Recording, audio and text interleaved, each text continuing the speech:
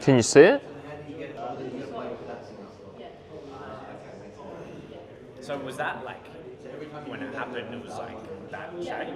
Nah, I had a scar there before. Ah, so it's Yeah, from a previous fight. yeah, right. It's a thick cut, eh?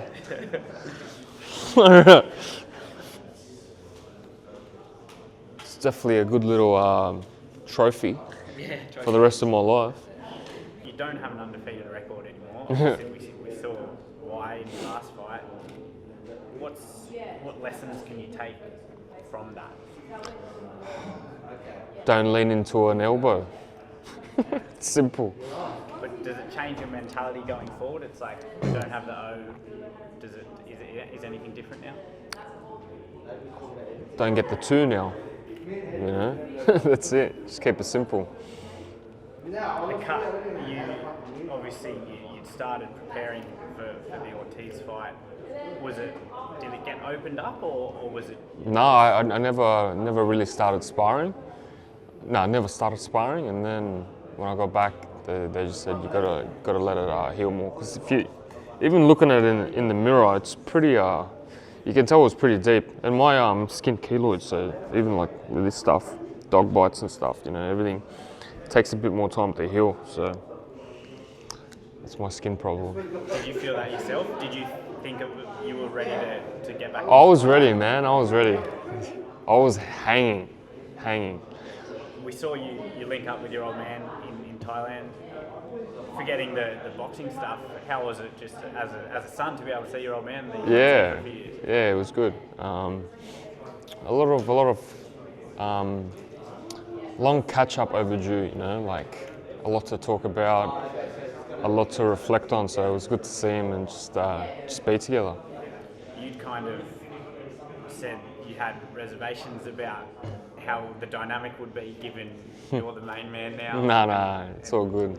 Dad, it was good to see Dad. And I'd love him to be at my fights. You know, like he's been through it all.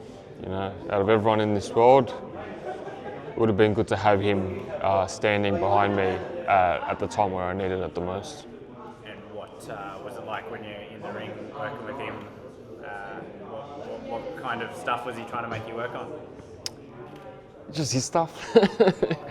His stories. He'd say, "Oh, I used to do this." I'm like, "All right, I'll do it as well." You know, I'll do whatever you said you used to do. I just learned a few things technical. At the same time, I'm very blessed to have my coach Igor and coming back to him. I'm like, all right, it makes me appreciate Igor so much. You know, like his knowledge and stuff like that as well. So yeah, it was good to mix it around. And are you expecting him to be involved further? With Dad? No, my dad will come for the fight, and he'll watch as a spectator, and that's it.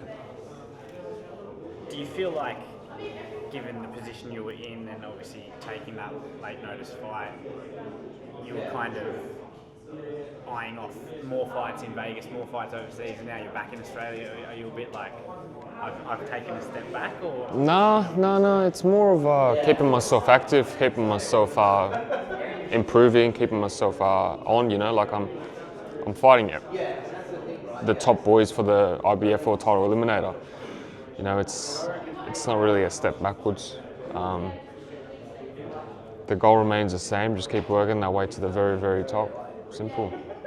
If it is Lubin, how do you view yourself matching up against him? Stylistically tough fight, but just ripping into him. Ripping in, simple. And then what about Bakram Murtazalayev? And then taking him out. And then going for the super fight, you know, that's the 3-fight plan. You've always talked about the super fights, they're kind of the goal. You got the belts and then you were like, okay, there's more to it than the belts. Where do the goals sit now and where does this next fight fit within that? Yeah, making the biggest fights possible for the biggest stage, on the biggest stage of them all, you know.